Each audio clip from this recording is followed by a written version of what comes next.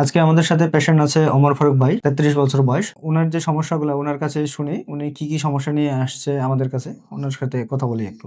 ওমর ফারুক ভাই একটু। জি, আসসালামু আলাইকুম। আমার নাম মোহাম্মদ ওমর ফারুক। আমার বাড়ি মানিকগঞ্জ। আমার 2023 সালের নভেম্বরে অপারেশন করি। তারপরে 1 থেকে 1.5 বছর ভালো ছিলাম, মোটামুটি ভালো ছিলাম। তারপর আমার আবার মাজা ব্যথা থেকে পুরো ডান পা ব্যথা শুরু হয়। আমি অনেক ডাক্তারের কাছে গেছি, ঢাকা শহরে প্রায় ডাক্তারের কাছে আমার প্রায় যাওয়া শেষ।